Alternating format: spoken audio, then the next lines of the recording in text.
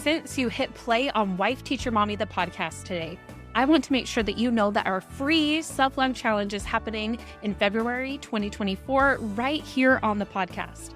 The goal of this challenge is to make creating an intentional practice of self-love even easier than ever simply by plugging in your earbuds and listening for about 10 minutes per day. But for the full experience, you're going to want to get the scorecard so you can enter the giveaways, get the daily journal prompts sent to your inbox, and join us for the live wrap-up podcast recording. Yes, you get to join me in the studio and record the podcast together live. It is all free. Go to wifeteachermommy.com/self-love challenge to sign up. Again, it is completely free. You'll get a daily reminder with the free 10-minute coaching each day and your journal prompt, and you will see a transformation over these 14 days. It is not only going to impact your relationship with yourself, but as I'll teach during the challenge, it is going to impact every single other relationship you have in your life, your relationship with other people, your relationship with teaching. That energy is going to impact every single other aspect of your life. So sign up at wifeteachermommy.com/self-love challenge. It's free. Now let's get to the episode. You are listening to episode number 42 of Wife Teacher Mommy, the podcast. Why my panic attack was the best thing that ever happened to me. If you like raw and real, we're diving in deep today. You'll get to hear all about my panic attack that led me into the emergency room and why, like I said, I think it's one of the best things that ever happened.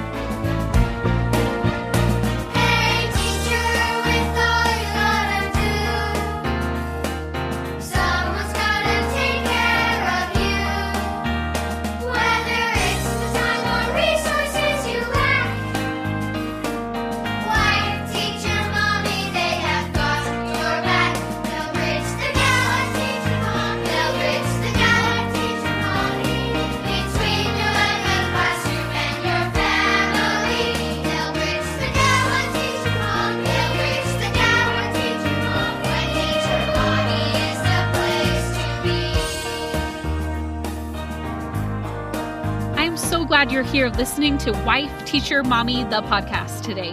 I'm your host, Kelsey Sorensen, a former elementary teacher turned homeschool mom.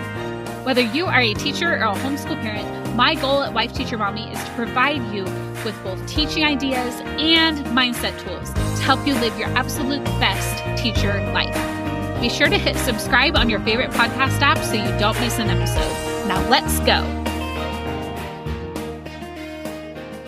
Hey, did you miss me or think I disappeared on you? This episode was supposed to air on Friday, but I wasn't able to get it turned into my podcast editor on time, and that was totally my bad. We went on a family vacation to San Diego over our fall break. It was a much needed rest and reprieve, and I think that we all need that from time to time. We just need to be able to step back. I had even some realizations about things we're going to be doing upcoming in the next few months over at Wife Teacher Mommy that I'll mention at the end of this episode. But because of that, I thought it was a week ahead of where I was, and I realized I was not able to get that episode turned in on time because I was out of town, was not near my podcast studio, so we're going to get it out as soon as we can. And so I apologize for that. I apologize for it airing late, but I promise you this show is not going anywhere. I am committed to being here and supporting you with an episode every week. And so now this week, you'll just get 2 episodes. You'll get last week's episode as soon as we can get it on, and then you'll get this week's episode on Friday. So I apologize for that. Now, I want to adjust the title. So I called this episode, Why My Panic Attack Was the Best Thing That Ever Happened to Me.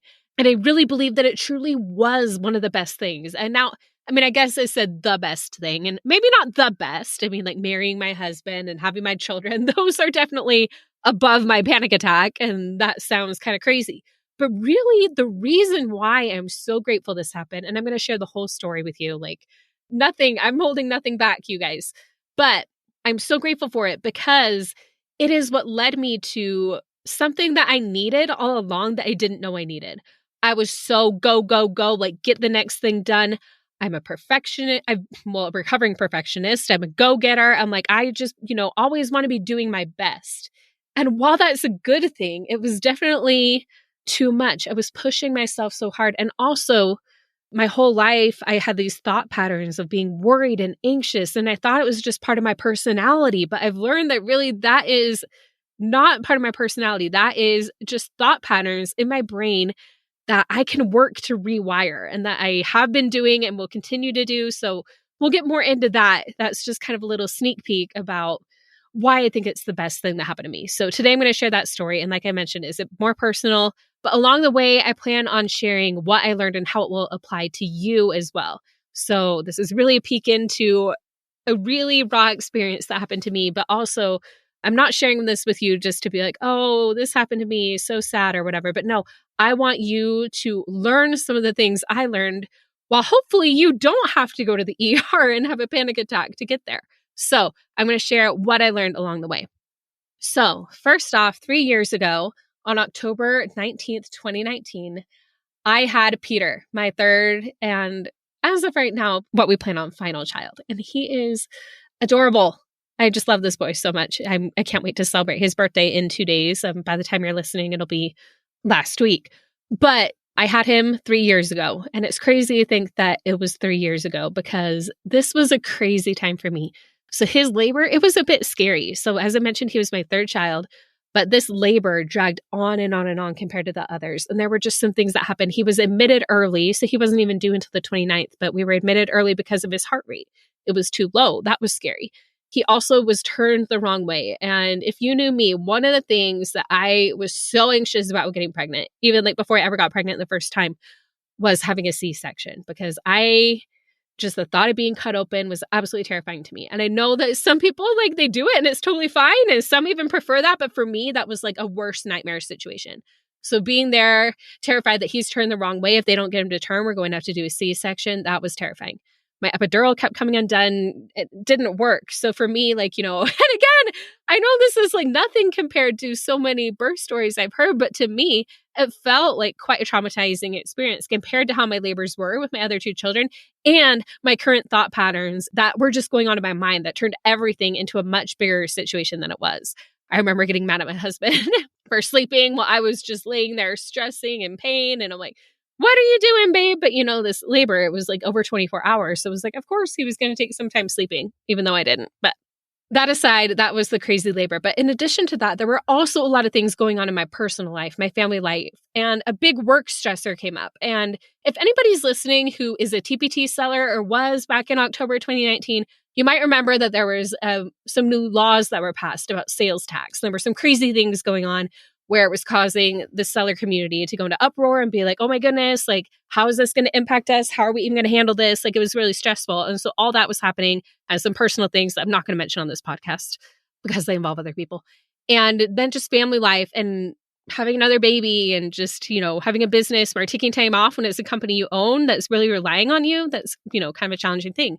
And the funny thing is, I thought, leaving teaching, things would be so much easier. Like, I remember when I was in tears in the classroom so many times when things would pile up. And I naively thought that, if I just wasn't in the classroom, everything was going to be fine and dandy and amazing. So I'm like, if I just move into doing wife, teacher, mommy, and I'm in a role where I'm just supporting teachers full time, it's going to be so easy. But what I learned is that while I changed the circumstance of no longer being in the classroom physically myself, for me personally, it didn't change the fact that when stressful situations came up, I still didn't know how to handle it all. It was just different. But then when I threw a third baby on top of it, that is when I hit the breaking point. So for the first few days after coming home, Peter was such a good baby. He was sleeping through the night. Neither of my other children had done this. So you would think I would be sleeping and doing really well. However, something just didn't feel right. I just felt a little bit off at first. But then we get to a few days later, I was awake for 36 hours straight because every time I would try to go to sleep, my body would just jolt me back awake. And it would be like I almost lost my breath, like it was gone. And I just could not breathe. My body would just jolt me right back awake. And it was just the most terrifying feeling. I felt like I couldn't breathe. My body was going crazy on me. So I was crying. I couldn't stop. My husband was scared and he was struggling to sleep because he's like, what do I do while my wife is just right here crying, freaking out, can't sleep? Really, honestly, already having smaller versions of a panic attack. And then eventually it just got so bad. I was, in complete panic and everything. We ended up going to the emergency room because at this point, it got to the point where I really felt like I was having a heart attack. And I was completely convinced that I was going to die.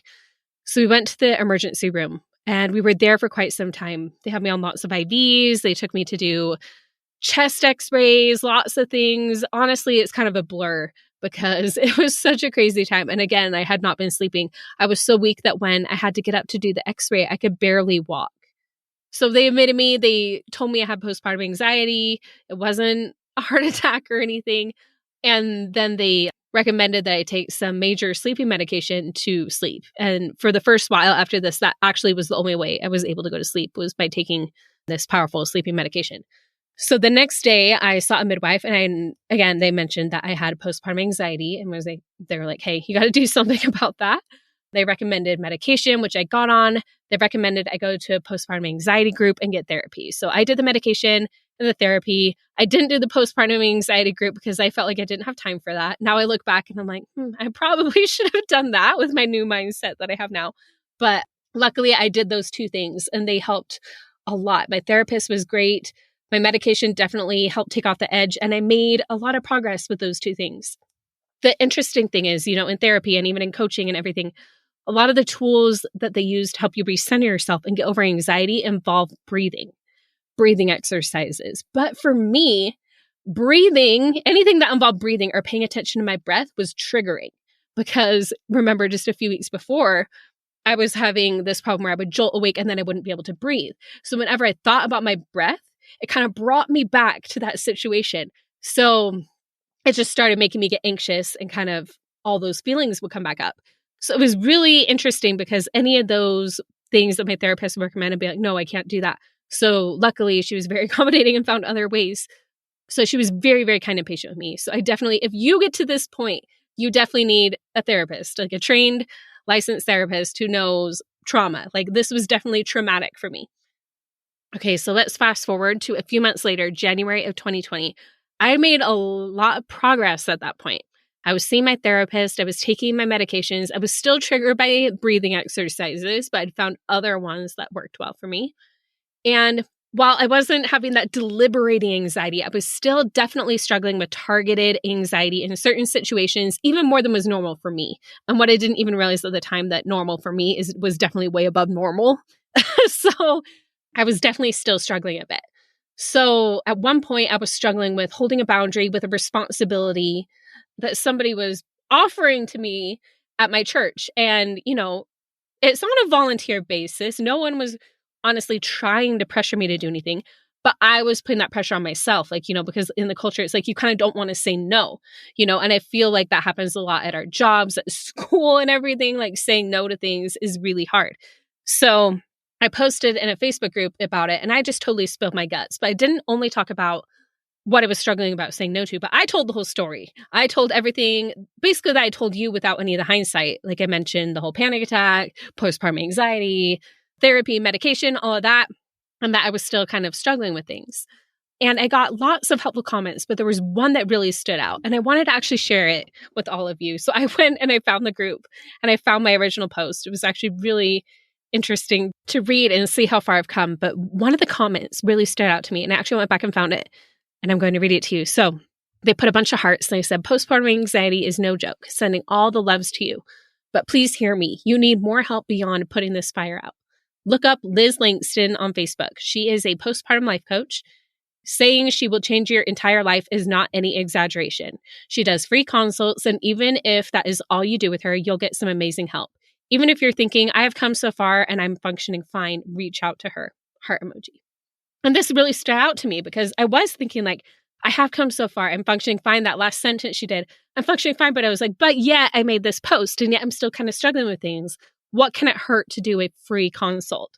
So I signed up for it, even though I was really kind of scared and nervous about it, because I had no idea what to expect. And I don't like being pressured, because I knew, like, with it being a consult, that she was going to obviously offer me something to keep working with her. But I knew that I needed the help. So I did it. I was like, I'll just do the consult and we'll see how it goes. So I did. And it was very enlightening to me. She just completely understood where I was at and what I needed. So at the end, she offered me a package to continue to work with her for 3 months. And I was nervous, because it was definitely more than the therapy, especially because it's not covered by insurance, because coaching isn't medical. Therapy, it's a medical expense. It looks more in the past, traumas, etc. Where coaching helps you look at your current thought patterns and see how they are and aren't serving you, but it's not technically a medical thing. That's why it definitely wasn't like if I would have gone when I was having the ER thing, I'm like, oh, hey, let's do life coaching. That was not the right thing for me at that time. I definitely needed a therapist. But now when I was kind of like, hey, how do I move forward now that I have been kind of working through this and now I just need to figure out how to move forward? That was what I needed at that time. So I took her package anyway, because I can see how working with her would make such a difference for me. I knew I couldn't put a price on my happiness and well-being. Like, if this is what would help me to finally break through all of these thought patterns that I realized on this consult have been affecting me my entire life, I just could not put a price on that. And that was my first step towards what is going to be, honestly, what I see being a lifelong journey in this work for me. And it was the best thing that could have happened at that time. So I worked with her for that full 3-month package. And that was where I got to send messages to her and we would go back and forth. I learned this self-coaching model. And I've talked about this on some other episodes, but this was created by Brooke Castillo. And it's a 5-step model. It's CTFAR. So your circumstances are neutral. And then your thoughts about them are what create your feelings, drive your actions, and creates the results you have in your life. It sounds so simple, but when you really learn it and apply these tools to your life, it is a game changer. So I learned that model. I learned what it looks like to really feel your feelings in your body. And for me, in my body, to like feel them. And I struggled with that. It felt woo-woo to me at first. I'm like, I don't do woo-woo. Like, that's not me. But when I was like, oh my goodness, when I tried it, Lizzie got through to me. She was patient with me, you guys. Like, it was definitely not something I was like, no, I'm like a person who's like, no, this is a waste of time. But like, I tried it, and learning how to feel and process your feelings, it is a game changer. It is what we all need to be doing. We need to be taking moments to do that. So the coaching helps so much with that. And again, like I mentioned, I learned that so much of the anxiety I felt my entire life. Like, I had been diagnosed with postpartum anxiety, but that was really just the breaking point. I had had these thought patterns my whole life. I'd always been labeled as a worrier and nervous by well-meaning people in my life, family members, teachers. And I remembered I'd really taken on that label, and it was ingrained in me. I was just like, yeah, I am a worrier. Like, it was part of me, part of my personality. It affected me forever. And it was with coaching the first time that I was able to analyze that and look at what are the actual thoughts that are driving these feelings. I had not been doing that. And when I did, I realized that it's these thought patterns that are driving so much of this for me. So I'm so grateful for that breaking point that helped me find what I finally needed. So coaching, the model, learning to feel and truly process my feelings. I truly believe that I was led to this work by God, or, I mean, this isn't a religious podcast, but the universe, fate, destiny, whatever you believe. I believe that this was truly meant to happen. So I continued working with Lizzie. I worked with her for 2 more 6-month packages after that, where I got to work with her one-on-one and do Zoom calls with her for 15 months. And then her group program after that. And what I learned from joining her group program and then other group programs I've joined since is you don't even need one-on-one calls to learn this stuff. You don't have to pay the thousands of dollars that it would cost to work one-on-one with a life coach. You can join a group program and get a similar experience. So every week I tuned into these calls. And what I discovered is I may not always be able to do the one-on-one coaching, but I will never not be part of a coaching program. This is a work I want to continue to have be part of my life forever. And that is why we added coaching into Wife Teacher Mommy Club, because I know teachers are burned out, they're stressed, and they need this just as much, if not more, than I did. So that is why I collaborate with Chrissy Nichols from the Chrissy Concept, and she comes and she does coaching inside the club for our members at no additional cost. And I'm currently in some other programs, Jody Moore's Be Bold program, and I plan to join Self-Coaching Scholars with the original coach, Brooke Castillo, very soon, and get my own coaching certification. I mean, that may sound crazy. It is a huge investment to get my own certification, but I am invested in this work and not only living my best life, but helping you and thousands of other teachers live their best lives too. It is just a bug that has bit me, and I can't let it go. I am all in with this. So we have this in the club. I'm going to get my own certifications, go Chrissy as a coach, me as a coach. I'm just so invested in that. So now that I've shared my story with coaching and how much it helped me, here are a few takeaways that I learned that I think might be helpful for you too. So number 1 is that changing your circumstance doesn't always solve the underlying problem. So for example, for me, going from working in a classroom to working in my own business, I still had the same anxiety about getting all the things done for my job. And that was changing a circumstance. And now for some people, if they were in like a super stressful school and then they moved to another school where the environment was way better, and maybe that does help change it. It can. I'm not saying it can't, But I'm saying that sometimes if the circumstance is not the problem, which for me it was not, we might think it is, but it might actually be somewhere else in the model. So for me, it was in my thought line. So remember, we have the circumstance line in the model, then we have the thought line. So our thoughts are powerful. What we think is what drives our feelings. So our thoughts drive our feelings, and then our feelings drive our actions, which create our results. This is the self-coaching model that we use. So when we can notice our thoughts, and you can start doing this right away, like right now, realize when you are feeling something and you're feeling anxious, don't just notice the feeling, but then be like, okay, what am I thinking that is causing this feeling? And it is a game changer. So that is another thing I want to share. So changing the circumstance, it's not always that. Sometimes it's your thoughts. Sometimes it's somewhere else in the model. So just something really interesting I've learned. Another thing I want to share with you is that really don't wait until you hit a breaking point to start taking care of yourself. I don't want you to have to go to the ER and get a super expensive ER bill like I did because you're having a panic attack, because you didn't take the time to just do some prevention ahead of time and take care of yourself and notice your thoughts and how they are driving your feelings and your actions and results in your life. And even if it's not super dire, even if you're like, Kelsey, I'm not an anxious person, like you're describing like you were, that's fine. I'm glad for you. I'm really glad for you. I do know that a lot of teachers are, because I've talked to a lot of teachers and even some of my teacher friends and everything. We were all just in the anxiety, in the drama together. And so I see it happen, but no matter where you're at, you can always notice your thoughts and make improvements. Like even now, I am far from done with this. I am still learning all the time, but start now to take time for that self-care. So whether that's if you're like, kind of where I was at the beginning of this episode in October 2019, and you need some medication and therapy, great. I still take medication. I take it as a preventative measure. I have not gotten off of it. Other things you can do are coaching, self-help books, or just, some true self-care, journaling, soul searching, whatever it is that refills your cup. The next thing is go for progress, not perfection. You're never going to hit perfection. So as I've talked about before, own your wins along the way. So when you realize like, hey, I was feeling anxious and I noticed it, and then I realized what I was thinking that caused it. It's like, it's still going to happen. But if you can notice, like, wow, I actually noticed it this time. Or I even noticed it after the fact. I realized that yesterday I did that. Such a win. So notice when you do that and give yourself credit for it.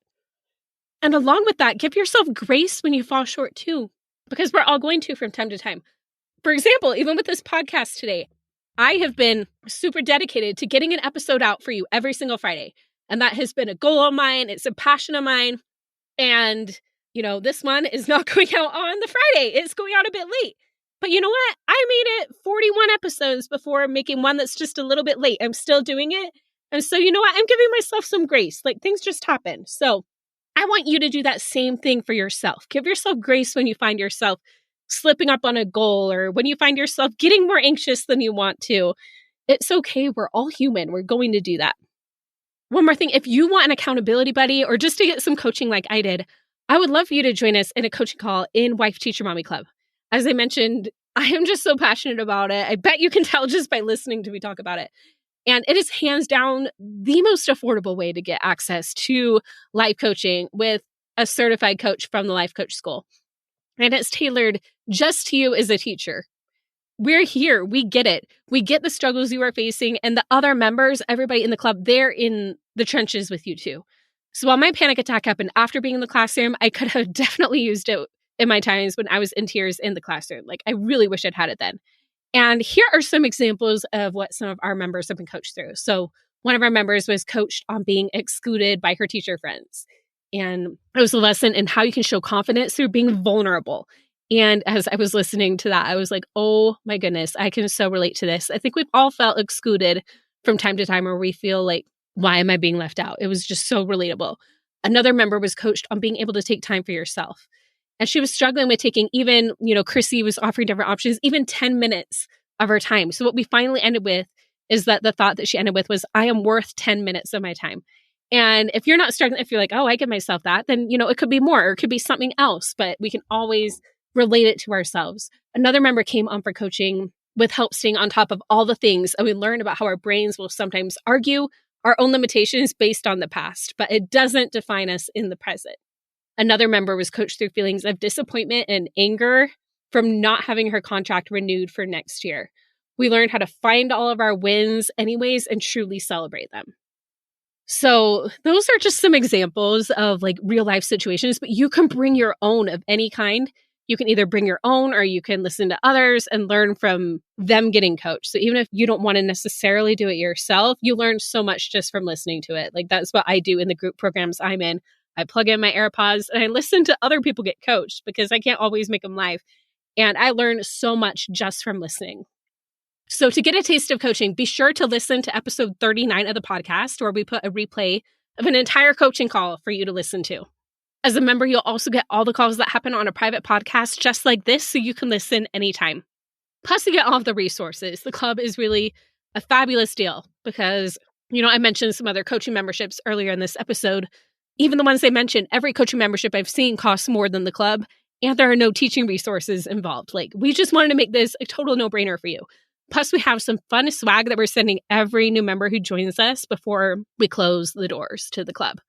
We're closing them soon so we can focus more on our new members. And of course, they will open again, but it'll just be closed for a time while we kind of focus on our community. Another fun thing is we are planning our winter break Educate and Rejuvenate. But as I mentioned earlier in this episode, when we went on our trip, I was kind of going back and reflecting. And I was like, you know what? I can't do a full big event like we did back in June during Christmas break, where it's going to be, only a few days after Christmas. My team and I, we need to build enjoy time with our families, and that would just cause a lot of stress. You know what? We can't do the full big event, but we're going to do a mini one-day Educate and Rejuvenate just for our members. So more details to come, but if you're in the club, it's all for you. So make sure to join us. It's going to be a great time. You can go to wifeteachermommyclub.com to learn more. And one last thought I want to share with you on today's episode. I saw an image on Facebook that just tied in perfectly with this. And it was not attributed to anything. I'm not sure where this image was taken or who originally quoted it, but it was a banner in front of a school. And what it said is, I love when I realize I'm handling a situation better than my old self would have. And that just hit me. I'm like, I feel so empowered by that because I realize that I am handling things. Like, I have a lot of stress going on in my life right now. I'm not perfect, never will be. I mean, like this episode airing late, and there are a lot of things going on in my world right now, both work and personal. And frankly, I still get stressed out about some of them. There are always things. I'm a work in progress. We all are. But the difference is when you're able to snap out of it sooner than you were able to before, because you've learned tools that will help you to handle them. So I just love when I realize, like, wow, I'm going through a hard thing and I'm handling it better than I would have 3 years ago. Like, that alone is a huge win. And now that I've been able to learn it more myself and continued that work always, I want to help others too, the kids I teach and you. And it can be the same as you continue to listen to this podcast. And if you want to take it another step further and maybe try a coaching call in the club to help you make those mindset shifts in your life. On the next episode, I'll be interviewing Lizzie Langston, my first life coach who I mentioned in this episode. She's not only a life coach, but she's also a mom like so many of you, and she has several years of homeschooling experience. I can't wait for you all to learn from her and have a super fun interview with her. We're going to be recording that tomorrow, so can't wait. For now, I just want to say how much I appreciate you being here. Thank you for listening. And I'm just so happy that you're here and that you want to make improvements to your teacher life and that we're doing this together. I hope you learned something from this episode that will help you make even just a tiny adjustment that will help you live your best teacher life. If you're enjoying this podcast, be sure to hit subscribe so you don't miss an episode. And if you're ready to take the next step with me, then you are going to love Wife Teacher Mommy Club. Our top-selling resources for pre-K through 6th grades have been used and loved by tens of thousands of teachers. And the club gives you one-click access to all of them to meet the needs of every child you teach while saving tons of time. Plus, you'll have our certified life coach in your back pocket with several monthly workshops and an Ask a Coach portal you can use 24/7. The combo of resources and coaching is our secret sauce to your best teacher life. Think of my team and I as your personal team, doing the lesson planning for you and on the sidelines coaching you and cheering you on as you focus on what you do best, impacting the children you teach. Plus, if you're loving this podcast, you'll also have access to our private podcast just for members, where I continue the conversation with all of our guests with members-only bonus episodes. And don't forget the club with VIP access to Educate and Rejuvenate, our summer conference. and our private Facebook community full of like-minded educators supporting each other. You do so much for everyone else, so it's time to invest in yourself. Your teacher friends' jaws will drop when they see just how quickly you finish your planning. Not to mention the glow of the happier, more fulfilled you. Head on over to wifeteachermommyclub.com to learn more.